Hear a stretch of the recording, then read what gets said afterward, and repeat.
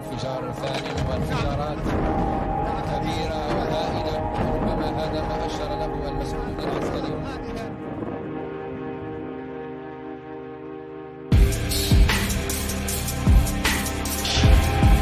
The United States is in a state of confusion and surprise. We fear this. We fear that they have something out that majority of the people don't know about. Olan tüm halkların hakları gibi haklar. Ne aşağı ne yukarı, ne fazla ne az. Pent-up feelings that may result from decades of repression and people who've had members of their family killed by that regime. A lot of killers. Get a lot of killers. Why you think our country's so innocent? But I won't attack it because someone sicks me on. I don't let anybody use me to fight their battles.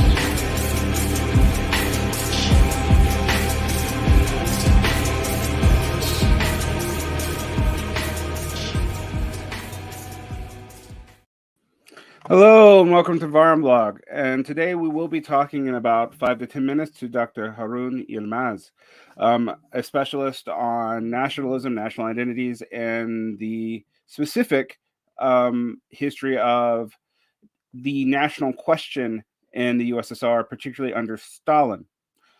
The national question is not often something we can ignore in socialist history, but its deep roots aren't obvious to most people studying communism.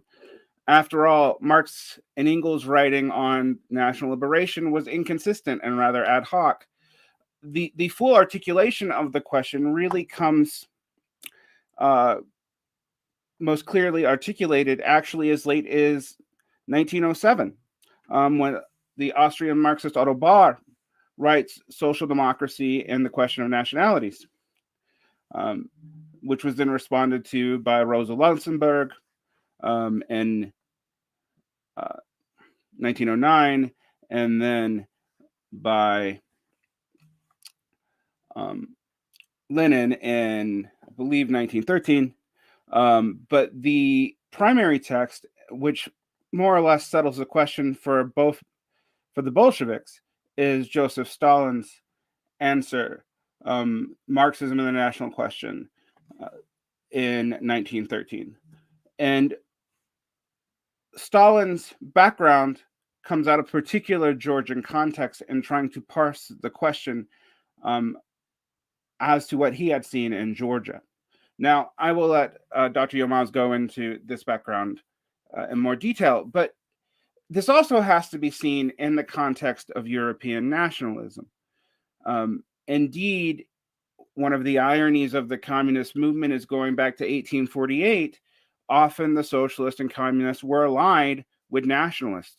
Famously, for example, Richard Wagner and Engels fought in the same battles against the Metternich government.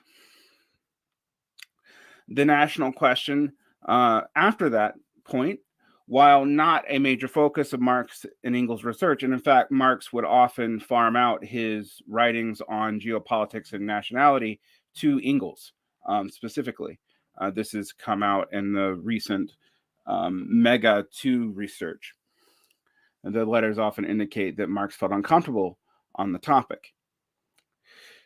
But nevertheless, nationalists were in the First International as a major coalition, and indeed, different groups sided with nationalists at different times. Furthermore, the definition of nation was not just a debate within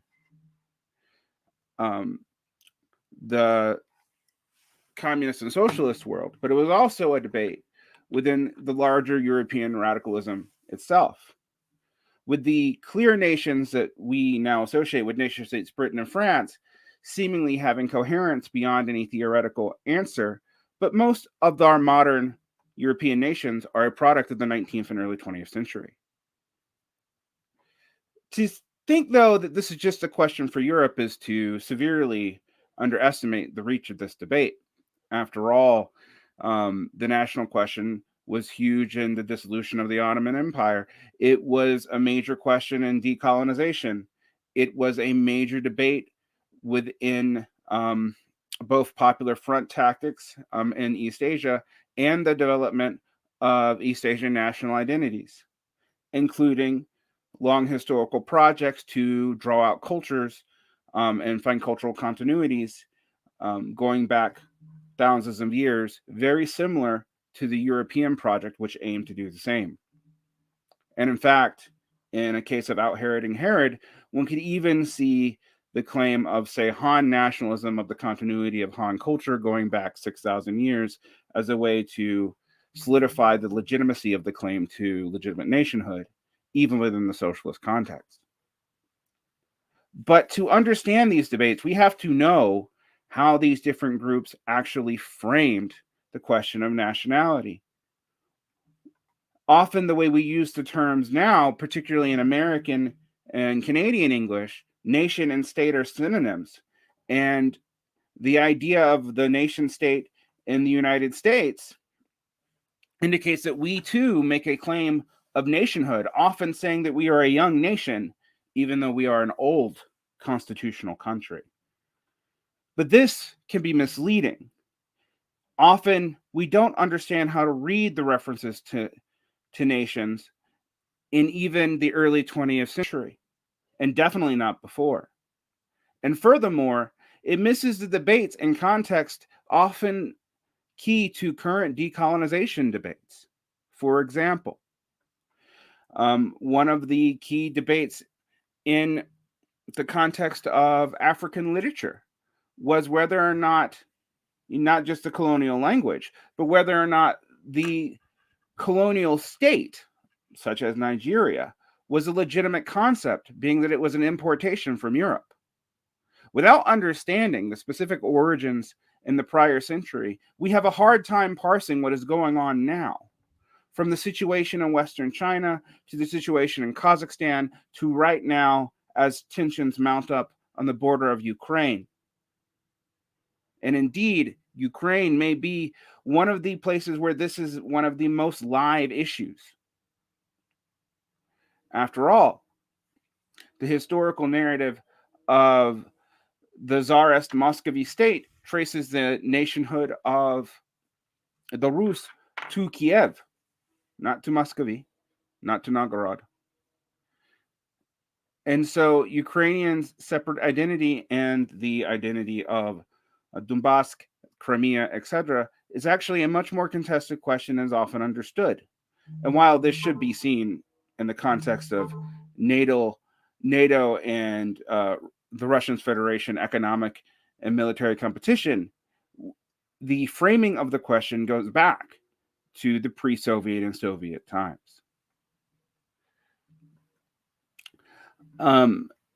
We will start off by discussing with Dr. Yilmaz, the origins of the definitions of nationality, the debates that led up to Stalin's answer in 1913, and maybe discuss how Stalin was actually able to ethnically sort Eastern and Central Europe in a way no power prior had been able to. And with that, I would like to welcome Dr. Harun Yilmaz. He is the Central Asia Research Forum Series academic editor at Routledge Taylor Francis Group. He's a regional expert on history, national identities, and political propaganda. His popular publications cover Central Asia, Ukraine, very relevant to today, and the Caucasus. He has his Ph.D. from Oxford University and was a senior research fellow at Harvard University and the British Academy, and lectured on the history of the Soviet Union under Stalin at Queen Mary's University of London. He's published op-eds for and was interviewed by BBC Azerbaijan, BBC Russia, Al-Jazeera, NPR, and NewsNation. The book most relevant to our discussion today is National Identities and Soviet Historiography, The Rise of Nations under Stalin. And with that, I'd like to welcome Dr. Yilmaz. Hello.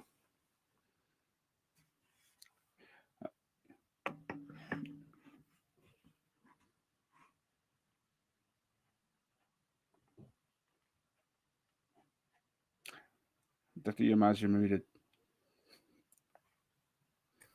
Oh, sorry. No problem. Sorry. Good evening or good afternoon. Thank you very much for the invitation, and thank you very much for the introduction as well. Yes. So, Dr. Yilmaz, why is understanding the Soviet conception of national identity so crucial to understanding contemporary politics? We'll start from there and work backwards. The nations, if we see them as constructions in the Soviet, in the ex-Soviet territories, national identities, including Russian national identity, modern national identities, including Russian, they were mostly constructed during the Soviet period, because Soviet Union was in a way a modernization project, and part of this modernization project was constructing modern national identities. That's one aspect of it. So that's why Soviet period was very formative. Even today, after 1991, we have 15 independent republics, from Ukraine to Russia, Kazakhstan, Tajikistan, and so on. Their narratives, I would exclude of probably Baltic region, three Baltic states there. But apart from that, in the rest, many building blocks, building elements of modern national identity construction are still used, are still in the discourse, they are still in the official history textbooks taught in primary or secondary schools. Sometimes content changed a little bit. Some additions we can see that were developed after 1991. Sometimes some bits are not included, but more or less, I mean, they are still valid. Those building blocks are still used. Actually, this nation building, if it's a process, there are more continuities between before and after 1991 than discontinuities, I would say. So it's a process. It's like a train echelon of wagons, train cars moving forward, which started, which gained this initial started period in the 1920s. And still continues. That's why Soviet period is important also to understand how these national identities shaped what we see today. Partially is also a product of Soviet period. Yeah.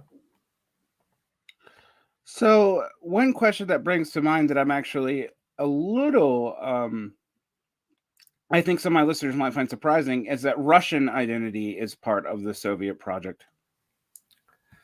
True. We are, of course, talking about modern national identities here. What does that mean? Historians or nation builders, this is the constructivist approach to national identity, which Hobsbawm, Gellner, and some other authors, theologians also developed this in the last 20, 30 years. Well, actually, probably a bit more than 30 years now. So they developed this approach, which contradicts, which opposes the primordialist approach to national identity and nationalism. So, according to nationalists. Nation is a primordial and eternal body, right? An organism. But according to the constructivist view, it's constructed. It's a social construction, or it's a political construction. So it's a intentionally constructed. Someone wrote the principles, frameworks down.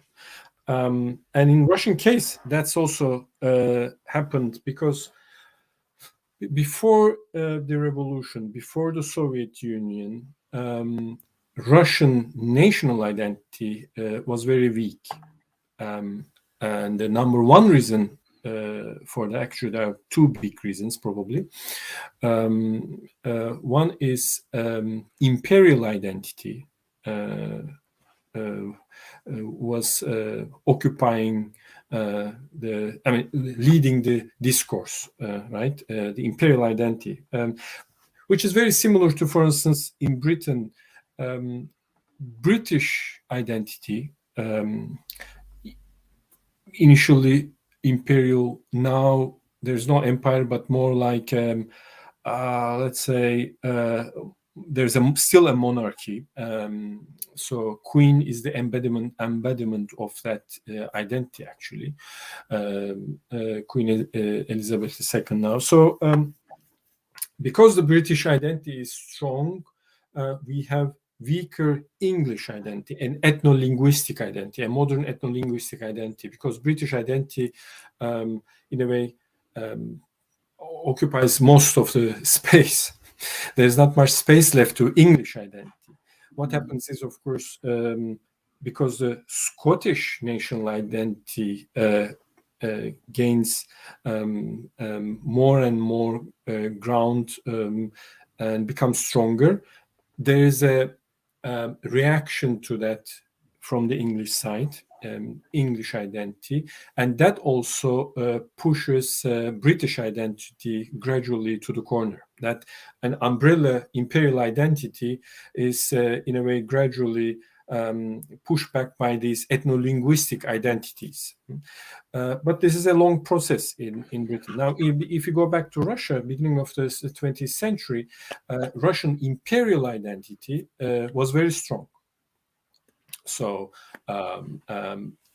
imperial identities usually don't like national ethno-linguistic national identities, ethnic identities. Their relation to these identities is more like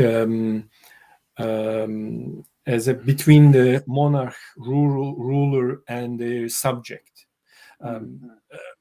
German, for instance, ethnic groups, Germanic groups within the Russian Empire,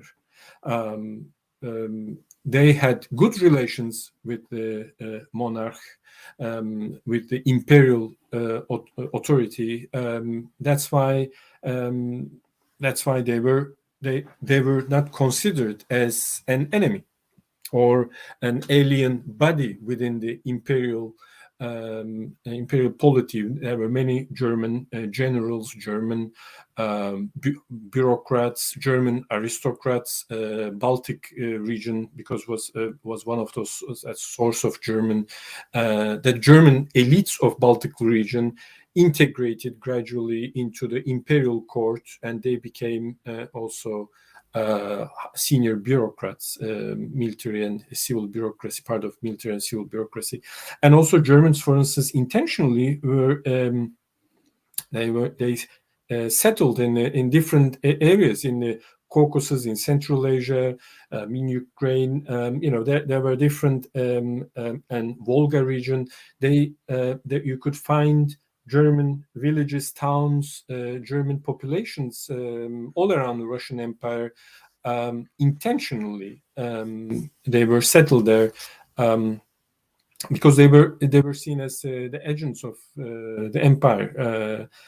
Positive. I mean, they were good. They were good subjects. So for the imperial authority, it doesn't matter what nationality, what language you speak, what linguistic group you affiliate to.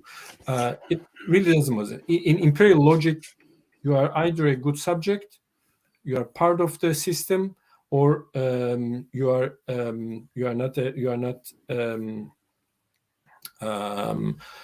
You do not, or you are a rebellion. The importance, or the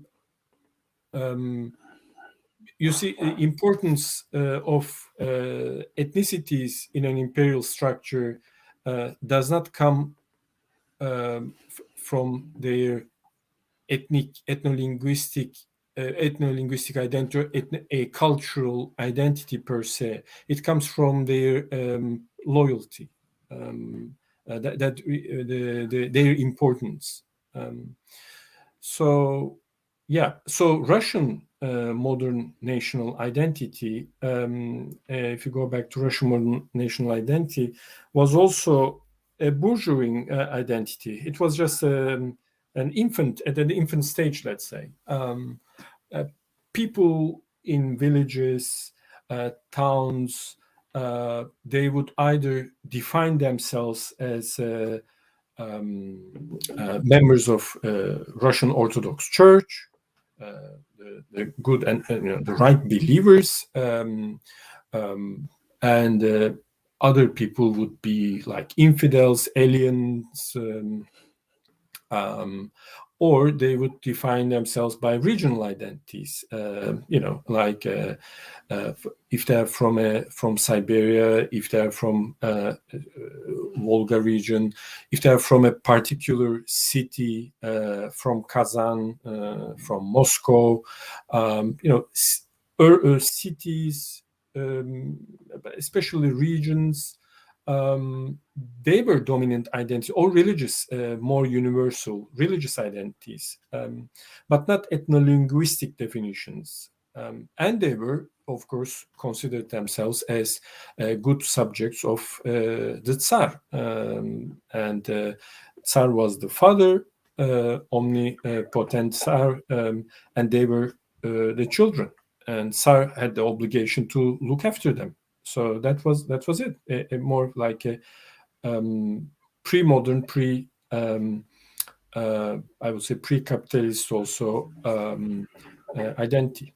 But during the Bolshevik time, all this changed, of course, especially after 1930s. So I guess this leads to a couple of questions immediately. Why did the Bolsheviks consider building national identities part of a modernization project? That's a great question. Actually, that's a very important question. There's a big literature on that as well. Brilliant things have been written since 1990s, especially after the archives, Soviet archives opened, and researchers went and studied there, because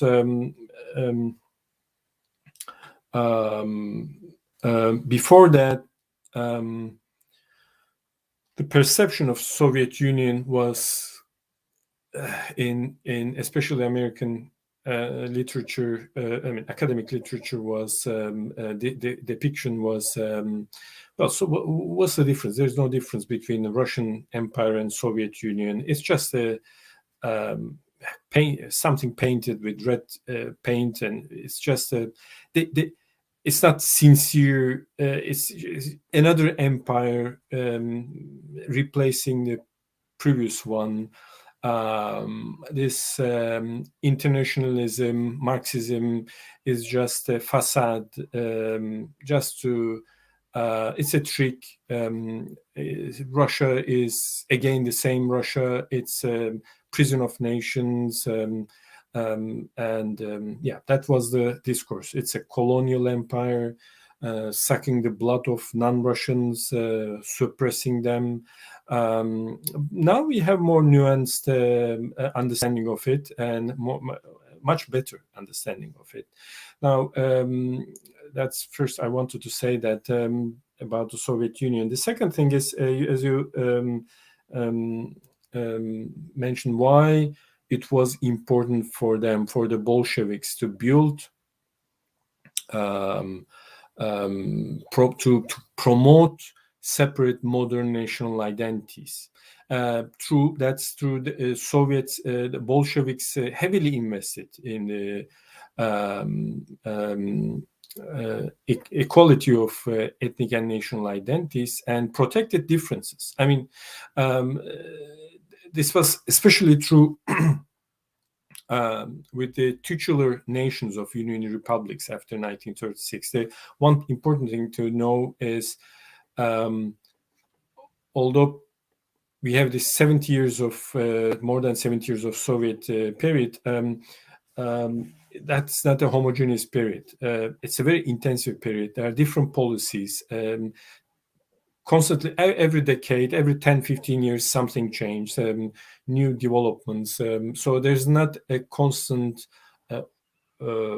consistent policy. Bolsheviks were by ideology, they are internationalists, and they detested nationalism. They didn't like it. At the same time, they understood the power of nationalism, especially right before the First World War and during the Second World War and during the Russian Civil War. If you remember this, before the revolution, most of the Bolshevik party leadership members, leading figures, were political exiles in Europe. Or they were exiled in Siberia. Some of them escaped more than once. They were, for instance, Lenin and Stalin at some point, they were in today's Austro-Hungarian Empire right before the First World War. They observed vividly how different ethnic identities they are so strong. They shape people's political decisions, and they, in a way, divert people's attention from class identity or economic contradictions in the system they live in. People can be mobilized, and they are mobilized easier by the national discourse, and they have seen witnesses again in 1914. As you know, the internationalist wing wanted to convince the rest of the left to turn this war, which was seen as a war between rival capitalists, turn it into civil wars in all countries. But I think the head of the Socialist Party in France at that time said, if you do that, then the French workers will just come and beat us. They have noticed the power of national discourse, and then they have witnessed the same thing during the Civil War. Actually, how national identities. Why they were so, or grievances, antagonism between different identities, which for the Bolsheviks were more archaic or consequence of contradictions within the capitalist system, something temporary, but they understood that this is the fact, this is the reality, this is the nature of things that they live in. So they have to, they cannot just consider that it doesn't exist. It wouldn't be a realist approach. So they thought, this is a problem, this is an issue, we don't like it, but we have it, so we have to deal with it. So how can we deal with it? And the dealing with nationalism, the theory probably can be simply put in a in a way like this. They saw nationalism as a consequence of economic relations of capitalist era. So, and they thought once the economic system evolves to socialism, as they defined it, nations would disappear in the process, right? And all cultures would merge into a humanist culture, like a big cauldron where everything merges, becomes one, and that's just a human culture, not like this specific culture, that's this specific identity. And while waiting for this, say, magical moment, they thought they had to exhaust national identities by accelerating the historical formation of these identities. So it was like driving a car with failed brakes. They thought, okay, we cannot stop the car. So the best thing was to accelerate the car in order to run out of fuel as quick as possible. So that then the car will stop, and we will leave this shackles of nationalism, let's say, behind in history. That's why they thought this is important. That's one reason. The second reason is they inherited many antagonisms, quasi-national, quasi-religious, certain things. For instance, in the Caucasus, Armenian and Muslim populations more than once attacked each other and killed. There was an ethno-religious antagonism in the region for the last 20 years before the Bolsheviks came to power and start to rule the region. So when they ended up in the Caucasus, there was that antagonism, there was that conflict, or in Kazakh steppe in Central Asia, for instance, the imperial rule colonized by the region, certain regions, and in North Caucasus as well, and in the South Caucasus, sending Russian, Ukrainian, Slavic, and Germanic settlers, especially Slavic settlers, and especially allocating them fertile bits of land. For instance, in Northern Caucasus, pushing the natives to the mountains, further to the mountains, so that those Slavic settlers could have the fertile valleys and so forth. So, or in Ukraine, for instance, Jews, anti-Jewish pogroms, famous anti-Jewish pogroms, infamous anti-Jewish pogroms, as you know, happened in the last decades of the Russian Empire, which of course had some medieval, earlier predecessors, but earlier things. So there were a lot of ethnic or ethno-linguistic clashes around, and the Bolsheviks had to build a country after the incredible destruction of the civil war. If you have ever seen recently, for instance, pictures from the cities and towns in Syria,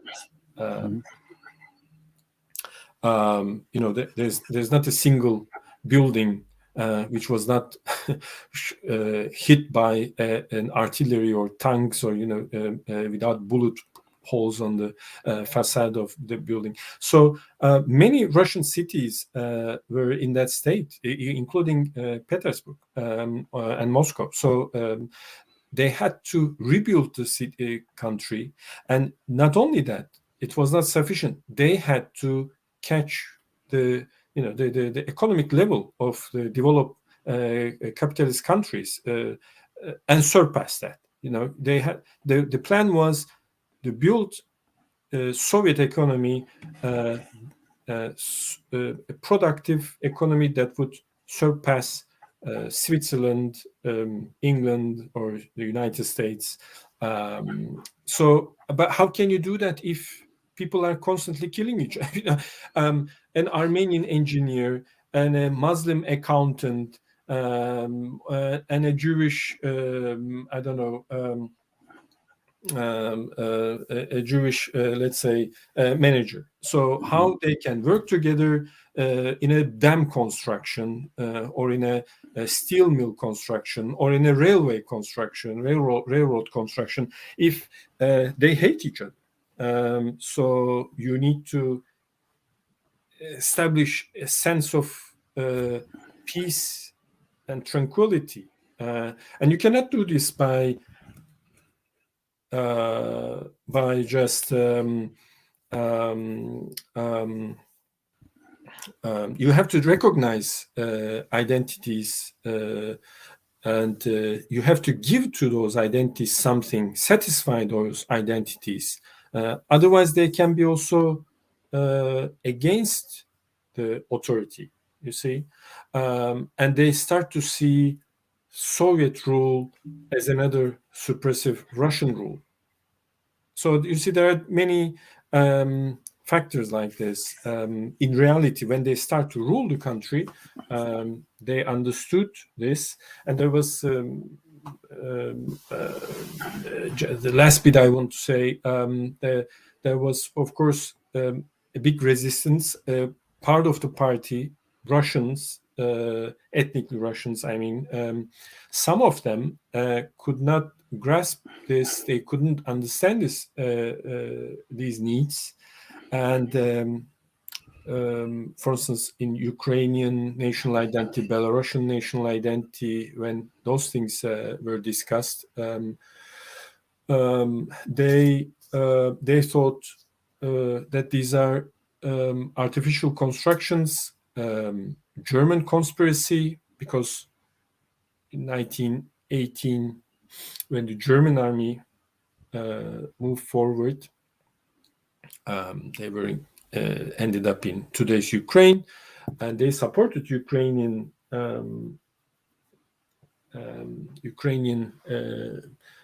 nationalists in 1918, and Baltics as well. They wanted to create a buffer zone between Russia and Germany, looking forward.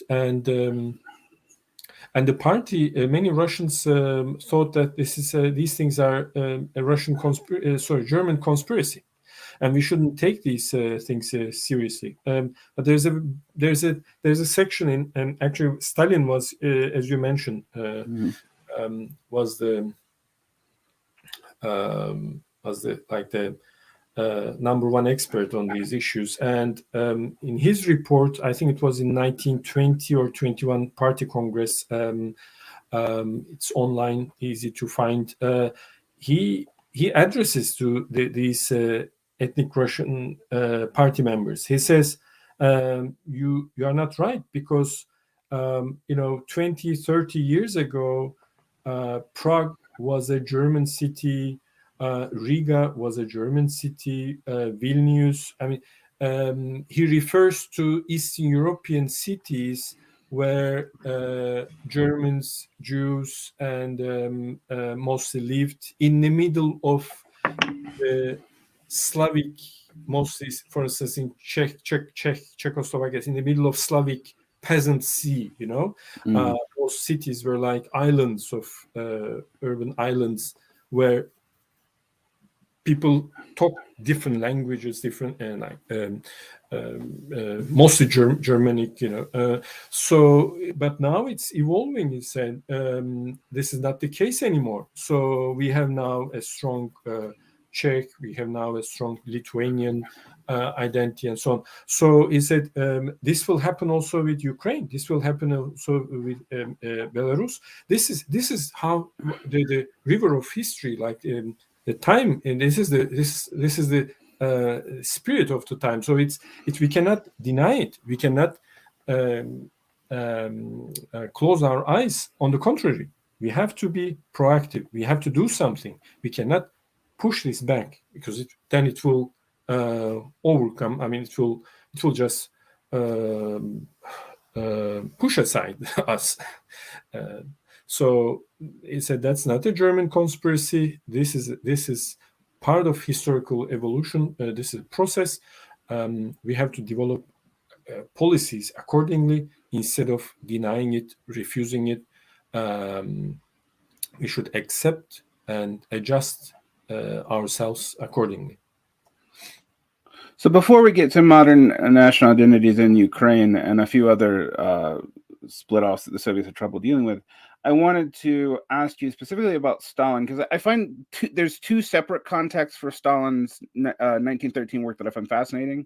The first one is the debates within the Social Democrats about nationalities, Rosa Luxemburg, and Pankow, Otto Bauer, which Stalin all addresses and kind of synthesizes in different ways. But there's also the fact that he's coming up in Georgia, and Georgia is like the locust of these inter-ethnic pogroms and whatnot. I mean, he basically grows up in an extremely violent environment with different ethnicities. How do these two things inform his thinking? Like, which one's actually the primary thing driving Stalin's thought here? Because Stalin does take his leads from Lenin, but he departs from him in some crucial ways too. And it seems to be rooted in this tension. Well, what I would say personally about Stalin's youth and his experience as a Caucasian, as a Georgian in Georgia, Georgia per se, I mean, Georgia itself was not a theater of big ethnic clashes. Actually, it was more in where we have now Armenia and Azerbaijan. There were ethnic clashes there. In the Georgian case, I don't recall now those kind of big ethnic clashes in the beginning of the century. But he was, but he, for instance, when he lived in Tbilisi, beginning of the 20th century, because he was a student there in a religious seminary, Orthodox seminary in Tbilisi, in center of Tbilisi. I think even the building is still there. Tbilisi was very much also an Armenian city, because in this imperial medieval or imperial legacy, this is as many in Eastern Europe, many cities were German cities, as I mentioned, or representative of Germanic culture in broader sense of the word, not national per se, but in a loose way, that's the case. So in Tbilisi, for instance, there was a big Armenian population, and there was a Muslim minority, and there were Georgians, of course. But local Armenians probably saw Tbilisi their city as much as Georgians saw it their city, right? So he was, what I want to say is, he experienced a multi-ethnic environment from his, since he was a teenager. When he went to Batumi later on as a agitator, when he was sent by the party there, he stayed at a local Muslim Georgian, because there were also Muslim Georgians there. So there's this cross overlapping identities, as well as Turkic-speaking Greeks, all kind of combinations in imperial territories you can find. So he stayed in a Muslim Georgian's house. In Batumi. So all kind of these kind of experiences, right? When he was in, of course, when he was in Siberia, that was completely a different ethnocultural experience. That's probably because, but just this is not an accident, because Russian Empire was a huge territory with diverse ethnic populations. Half of the population was Russian, the other half was non-Russian. So that's normal. Your question, perhaps, was it? Are we talking about right after 1920, 21? This contradiction discussions around after Georgia was incorporated, became part of the Soviet Union, Red Army occupied, etc. Georgian Communist Party members, they clash with Stalin and so on, and Lenin's response. Are we talking about that bit, or I mean, was this bit part of your question, or yeah, a little bit?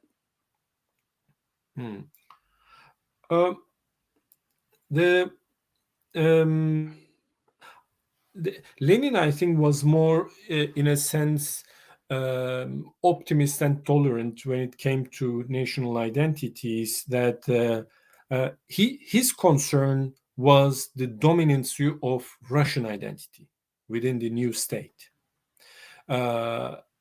His approach was, okay, we Russians made a lot of mistakes and caused a lot of anger, and that anger also sharpened ethnic identities, national identities all around the country. Now we have to repair the mistakes of the past. We should give cultural rights. We should give enough space and sources for the development of national identities, national cultures, languages, and literature, etc. Otherwise, these antagonisms can basically lead us to the end of the new state, right? That was Lenin's approach. Stalin's, I think, because there was this discussion around the constitution of the new regime, Stalin had a slightly different approach at that time. I'm talking about 1920-22 period, 23. Stalin thought if he saw these things as concessions. If he stepped back from internationalism towards, if we give more ground to nationalism, we will move ourselves. We will find ourselves far away from internationalist approach, and in a way, we will dig our own graves by giving too much to national movements, national identities. I think we can summarize that discussion beginning of the Soviet Union, when they were writing the constitution, administrative structure, and what rights and powers should have at the local level, and what center should have, and so on, when they had these discussions. So why were certain nationalities harder to incorporate into Soviet internationalism than others? I mean, Poland's the obvious case, but also Yugoslavia, which is kind of a synthetic nationalism, Albania, and the Ukraine actually is a continuing thorn. Why are these in particular harder than, say, the Central Asian nationalisms, which are not as antagonistic with the Soviet Union per se? That's also an interesting question. Of course, Polish. I think national identities, of course, they do not evolve simultaneously. They at the same level. There are differences, like even today, for instance, in Britain, Welsh nationalism is at a different level versus Scottish nationalism, versus Irish nationalism, and English nationalism. So development patterns, first of all, in each case is different, can be different. There are, of course, similarities. We can group different identities, different national identities, how they evolved in the last 100 or 200 years, modern identities. But still, there are differences. Speed or pace, there's also a difference in speed. There's also a difference. The difference also a consequence of the location, interaction with the neighboring emerging identities, modern identities as well. Ukrainian case is, of course, different than, for instance, the Kazakh case or Georgian case. Yes, so that's why I think when the internationalists, or let's say in general, if you think about the Soviet Union, when the Bolsheviks came to power, they found different ethnic identities, different nationalities at different levels of development. I'm not talking about economic development, but as an identity, the construction of the identity, they were at different levels within the new country, within the new system. I mean, we had, for instance, Kurds in South Caucasus. They were more than 95% illiterate. There wasn't a Kurdish literate language, like literature. There wasn't anything published, written in Kurdish. Most of them were semi-nomads, moving up, migrating to the mountain sides or higher plateaus in the summer, and then in the winter moving down to the valleys. Relatively isolated from local market towns. When they had to, they would visit. There wasn't any urban Kurdish population, so that was a big contrast, for instance, to let's say Georgian case or Russian case. So in the Kurdish case, they had to, for instance, homogenize the language, standardize the standardization of language had to be done. There's alphabet, grammar rules, and a certain dialect had to be picked in order to use in all printed material. Then some people, some Kurds had to be educated in this new medium and then national language. And then they had to produce a national literature, novels, poems, and so on. So, and this is how they saw it, you see, the Bolsheviks. And then at the same time, those Kurds would move from being semi-nomadic, semi-nomads or peasants. They would work in railway construction. They would become factory workers. So they would also have a class consciousness, become part of the proletariat. And so we would have a Kurdish Kurdish national culture and identity, which is, as Stalin put it, national in form and socialist in content. So that was the plan for each identity. But of course, the development level, in a sense, let's say not develop, but the level of construction of modern identities were at different stages. Like in Ukraine, it was a different story. In Kazakhstan, it was a different story. So yeah, that's, I would say, probably for now. Yeah. So one thing I would ask is, one thing I constantly hear about the current Ukrainian tensions, and to bring this is actually related to stuff in the early 20th century, is that some of the Ukrainian tensions regionally do have histories going back to intersectarian tensions between Unate Catholics, who are more aligned with Poles, and Orthodox, who are more aligned with Russia.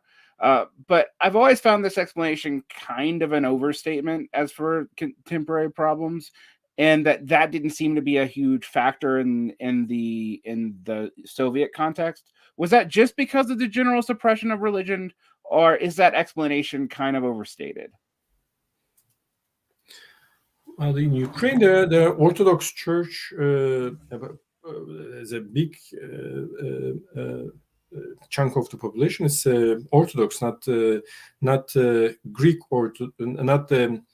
Greek Catholic, because there is this interesting combination. There's an Orthodox Church, but attached to Catholic Pope in Rome. So there's but there's also a Greek Orthodox Church. You see, I mean the proper Orthodox Church in Ukraine. So and then we have the Russian Orthodox Church, of course.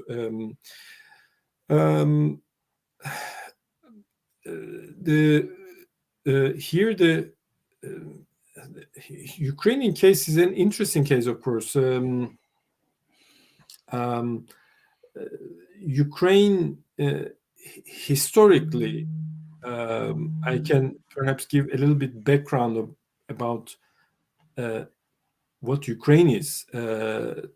So what the Bolsheviks faced and what they did after that. Ukraine as a territory was between the Muscovite Principality in the north or in the east, Poland, Polish-Lithuanian Commonwealth at that time, that was how it was called, in the west, and the Crimean Khanate at the Black Sea, where today's Crimean Peninsula and adjacent territories. So Ukraine was between these three, in a way, centers, as a buffer zone, as a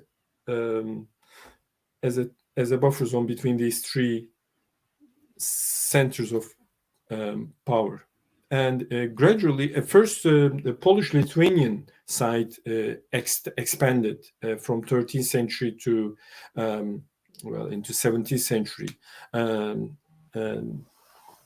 Polish-Lithuanian Commonwealth ruled most of the territories that we call Ukraine now. And that's why there was also a Polish language was, for instance, at that time, the language of the urban educated population. In the cities, mostly Poles and Jews lived. That Slavic population, which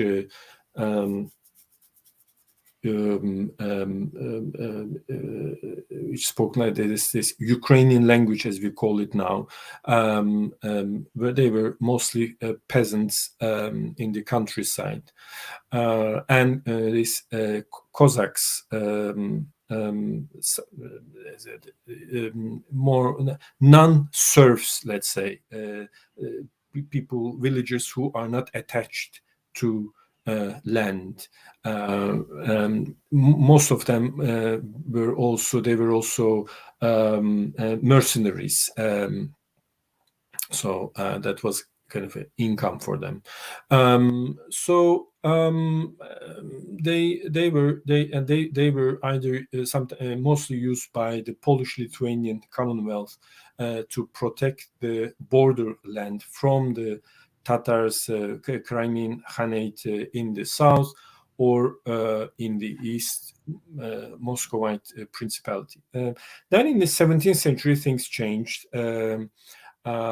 Moscow Principality in Moscow expanded. They defeated the Poles, expanded their territory. 18th century, especially the 17th, 18th century, and most of the territories that we call Ukraine now, there was a most of the territory that we call Ukraine now became they become part of Russian Empire later on, when the Principality of Moscow, of course, evolved into Russian Empire, thanks to especially Peter the Great. That's why yesterday's Kiev became, which was part of, which was a Polish territory, became a Russian imperial city. So elites there, of course, became part of the Russian court in St. Petersburg, for instance. Now Ukraine as a toponym, as a name of a geography, existed in this period, gradually became popular, that name, because that's also in Slavic means Krai, Ukraine. It means the borderland, basically, or nobody's land, borderland, you know. There's also a similar case, actually, Croatia. Croatia, also Slavic, that etymology of the same, the word also goes back to Krai, the borderland. That was the case between the Ottoman Empire and Austro-Hungarian Empire. Like for a couple of centuries, that was a borderland, and the inhabitants were, settlers were mostly soldiers and their families, and garrisons, you know, a chain of defensive castles or walls protecting the rest of the country. So Ukraine had a similar, in a way, function. Now, that's why toponym, so as a geographic name, that existed. End of 19th century, second half of 19th century, we gradually see emergence of the idea of a modern Ukrainian national identity. Now, modern Ukrainian national identity had to defeat more than one opponents at the same time. They had to defeat the Poles. I don't mean in the battlefield, but in mental sense, you see. They had to differentiate Ukrainian identity from the Polish identity as a modern national identity. They had to differentiate their identity from the Russian identity. But at the same time, of course, in Russia, modern Russian national identity was also in infancy. The Russian imperial identity was the dominant discourse. That's why, from the imperial perspective, people living in Ukraine were part of a bigger Rus identity, like a kind of small relatives of what we have in Russia, right? They didn't consider these things as modern national identities, but as subjects with different heritage. With different stories. So that's why in Russian, for instance, when Russian 19th century, when an imperial bureaucrat talks about Velika Rus, the Great Rus, and Mala Rus, small Rus, referring to first to the Russians and the second today's Ukrainians, they would consider it as different parts of their subjects, or subjects of the Tsar.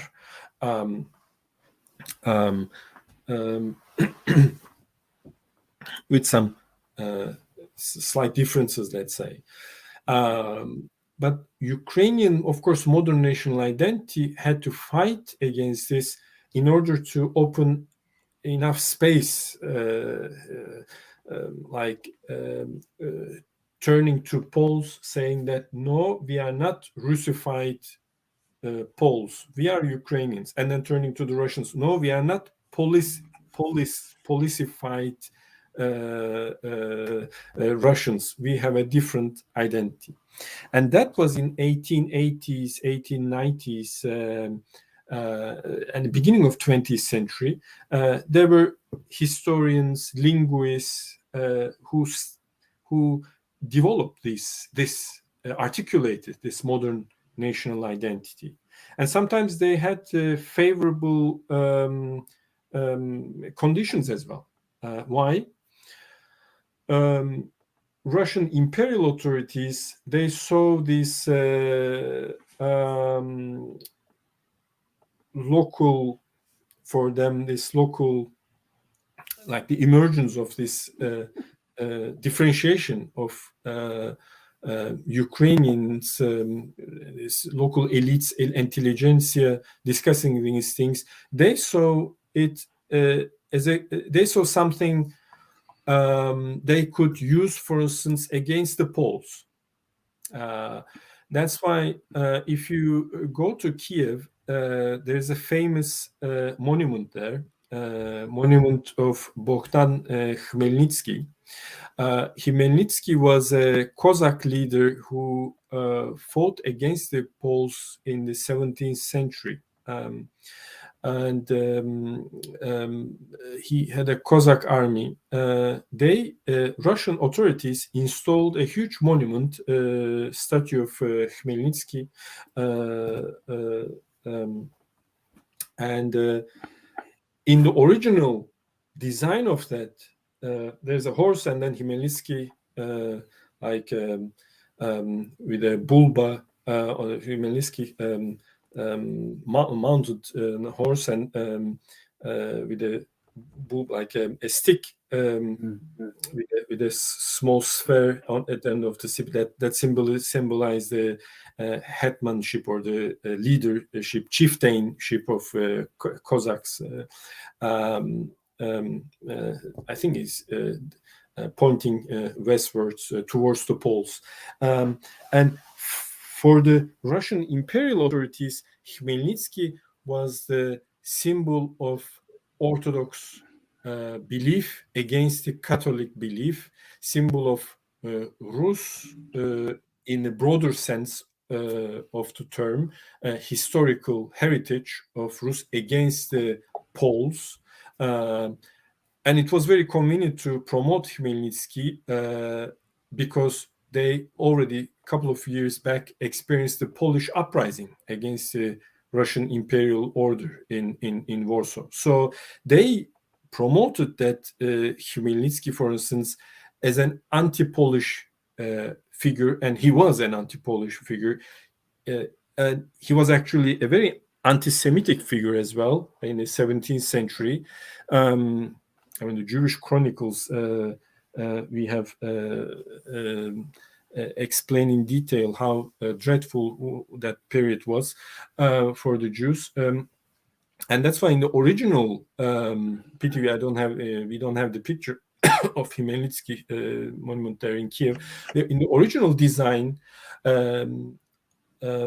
at the bottom of the statue, there was a Catholic priest and a Jew under the feet of the horse.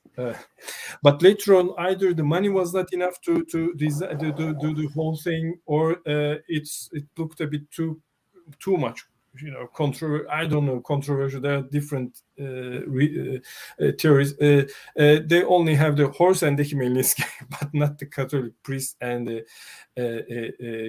Jew, perhaps tradesman. I don't know, in the monument.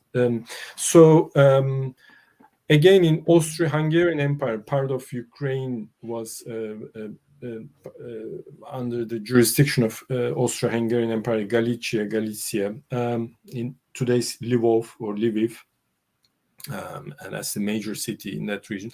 So there again, Austrian authorities, Austro-Hungarian authorities sometimes so emerging Ukrainian national identity, those ideas, something that they could use against the Polish identity. In 1920, when Bolsheviks came, of course, during the Civil War, it's a long story there, but if we skip to the Bolshevik period, there was already some Ukrainian idea of Ukrainian national identity there. Was it embraced by the majority of the population?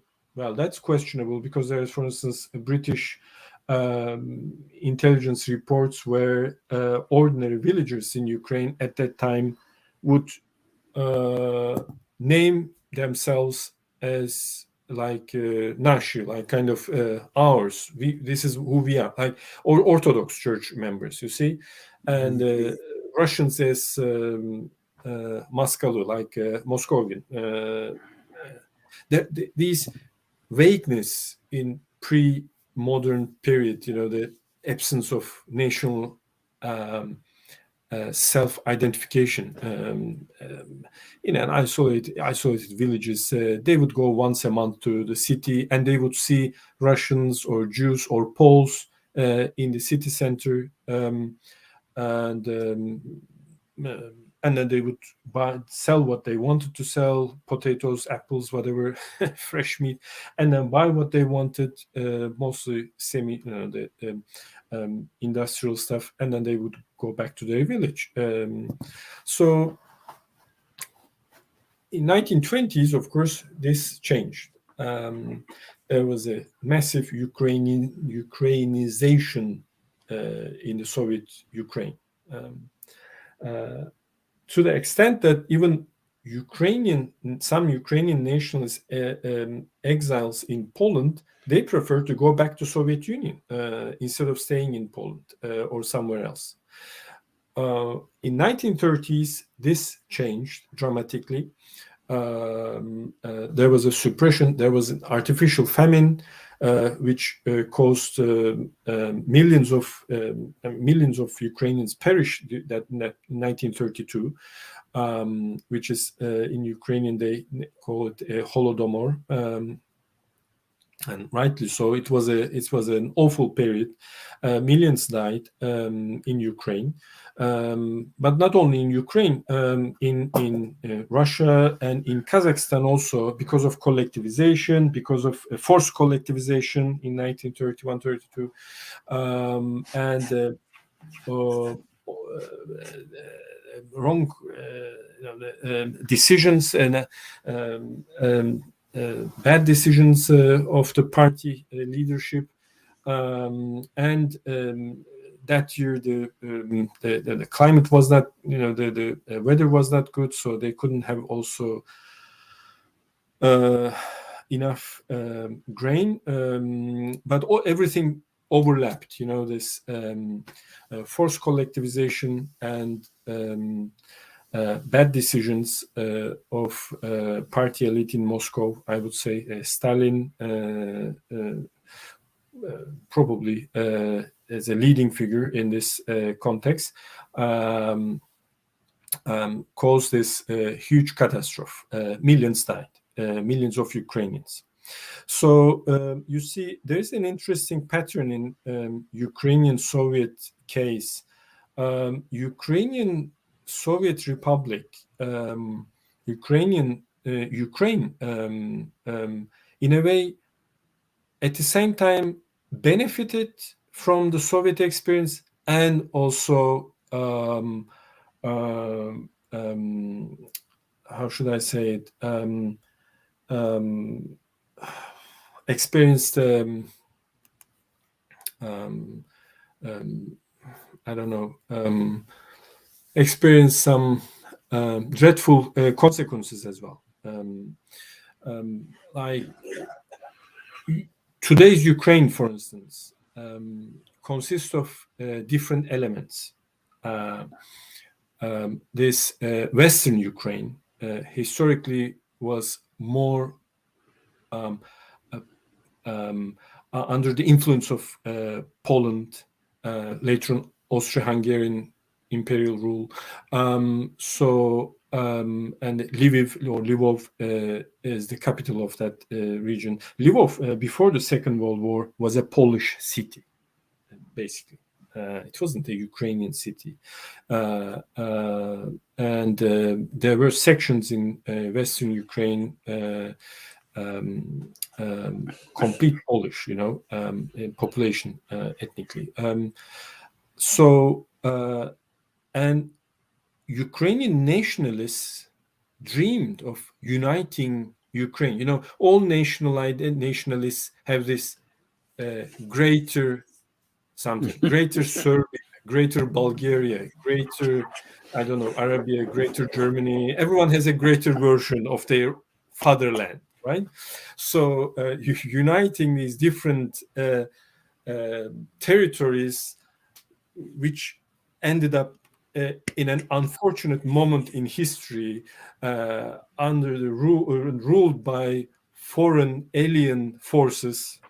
They have to be liberated so that we will hug and come together with our brothers and sisters and liberate them. So that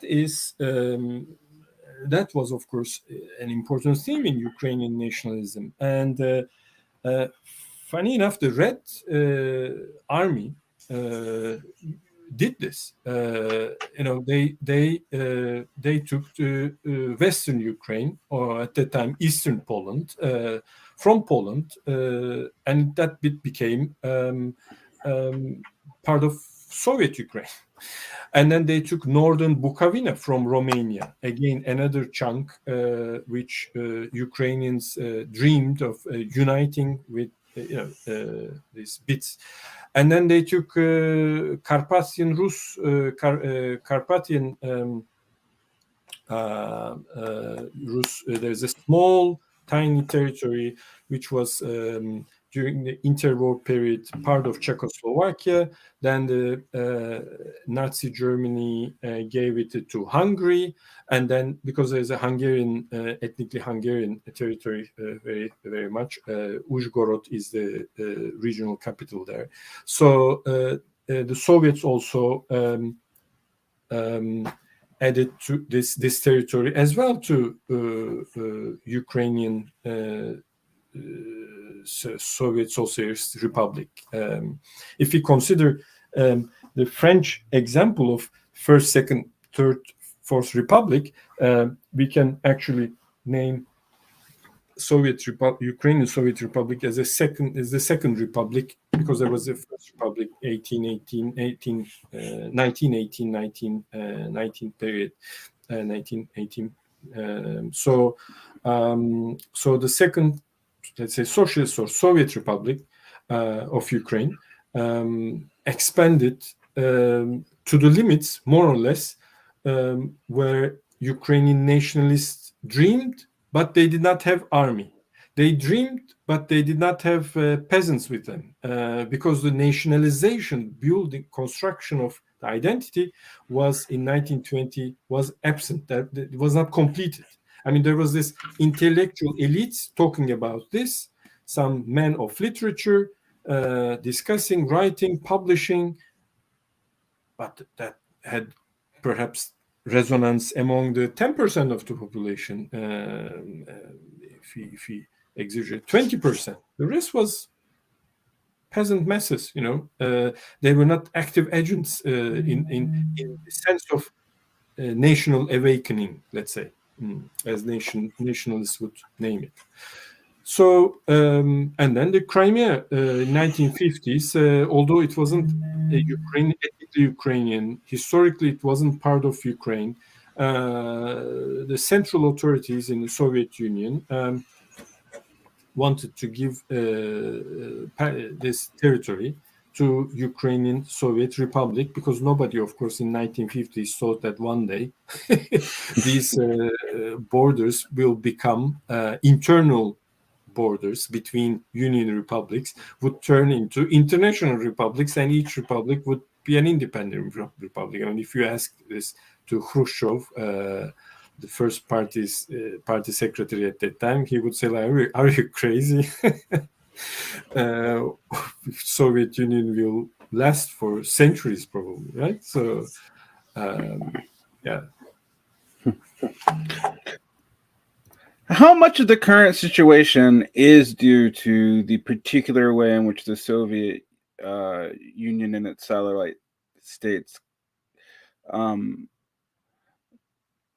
collapsed is the wrong word, but became a new polity? I know you said that there's a continuity between the Soviet period and the post 1991-92 period. That there isn't really with the Russian Imperial period and the effectively pre-modern in the sense of pre-capitalist and pre-liberal periods.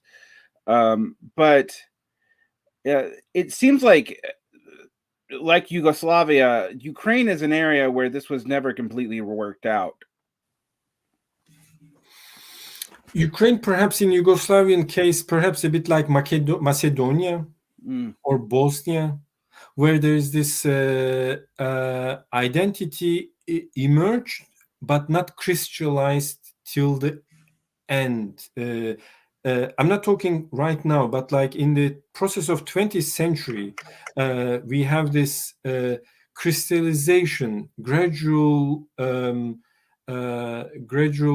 it's becoming more tangible, and in many cases thanks to the Soviet efforts as well. But of course, I still emphasize that there were also negative aspects of the Soviet period, this Holodomor and repression of intellectuals and so on in 1930s, and by default the Soviet system was not a I mean, the people were not free as we understand it, as we wish. So not only Ukraine, other nationalities, of course, other peoples, of course, experienced similar repressive measures. So that's a negative aspect. But on the other hand, there is also this continuity of this building. The continuity, where the continuity is, continuity between pre and post 1991, construction of the identity. Khmelnytsky is still a national hero because the Soviets initially, funny enough, in 1920s, if you go back to this historical figure of Khmelnytsky, Soviets didn't like Khmelnytsky. They even wanted to remove the monument of Khmelnytsky at the Kiev city center. They thought this is a representative of commercial capitalism. The general military leader of commercial capitalism at that time. There was a competition between these different groups of commercial capitalists in Poland, in that time Ukraine. So they were just mobilizing people under the fake flag of religion, Orthodox versus Catholicism, and so on, in order to pursue their hidden agendas, economic agendas. So that's why they even thought about removing. And then in 1930s, when they changed the policy, when they start to write national histories, for instance, and when they look back in the past and try to find national heroes, not class struggle heroes, but national heroes, they thought, oh, Khmelnytsky is a convenient figure because he fought against the Poles. And now in 1930s, Poland was perceived by Moscow as a possible potential launch pad for an anti-Bolshevik crusade by the German Nazi Germany. So they thought Poland can be an instrument against us used by Berlin, by Hitler. So and they had some reasons to think like this. So they thought it's better if we promote Khmelnytsky character, an anti-Polish character, because in the future war we can then construct Ukrainian national identity in a way that we would benefit in a future conflict. When the Polish/German army comes towards us, we can have an appropriate reading of the past. So that's why Khmelnytsky's statue survived and cherished and polished in second half of 1930s, 40s, 50s, even during the Second World War, they coined Khmelnytsky medals. A picture of Khmelnytsky depicted on the special medals, and a coin. They tens of thousands, hundreds of thousands of them, given to the soldiers when the Red Army liberated Ukraine, pushed the German Nazi German army westwards. So now today's conflict, for instance, in Russia today, there are Russian nationalists who do not accept separate Ukrainian identity. They think that Ukrainian identity is a quasi-identity. And also because of how they read the past, as you mentioned at the beginning, the Kievan Rus, the medieval kingdom located where today's around the city of Kiev and along the Dnieper river, Dnieper, from north to the Kiev to the Black Sea.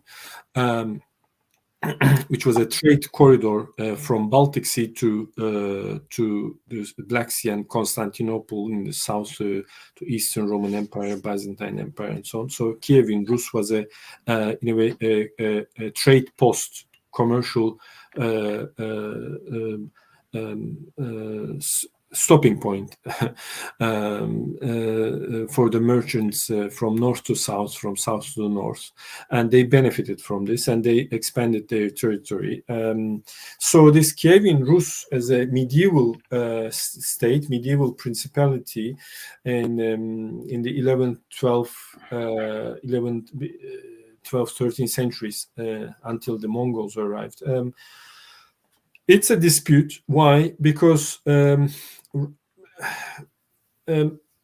are two ways how history, national history is constructed, written.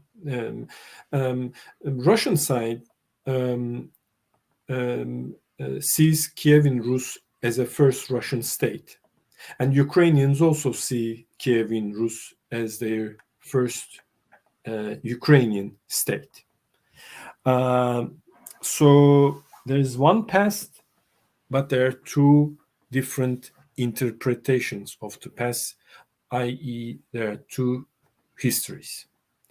In such cases, and this is not the only example. Actually, there are more examples to that. Charlemagne, for instance, famous Frankish king, emperor. It was a dispute between German nation builders and French nation builders.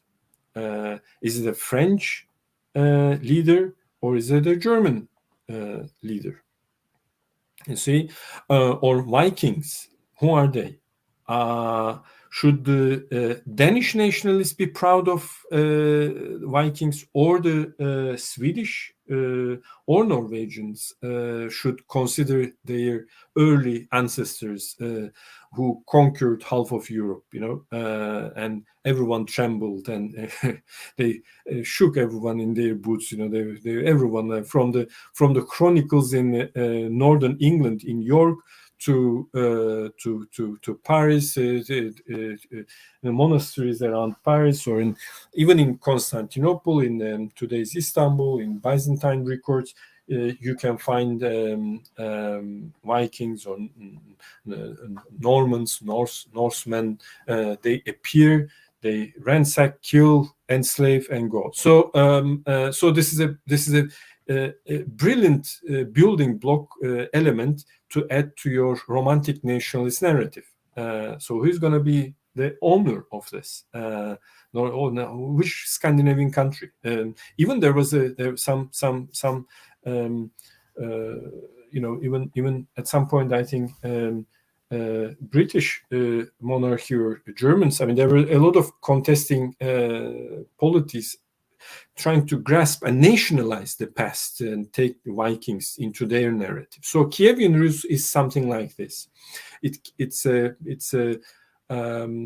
each side, when they are building their national narrative, they go back and nationalize the past. But when this nationalization overlaps, then we have a problem there. That's why Russian nationalists do not.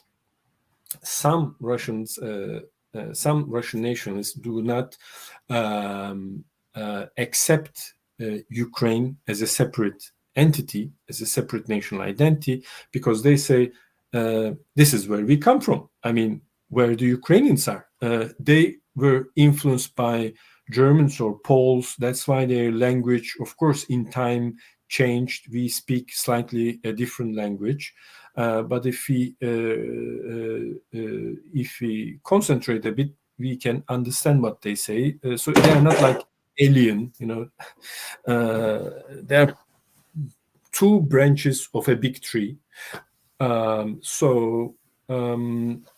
But then, how far the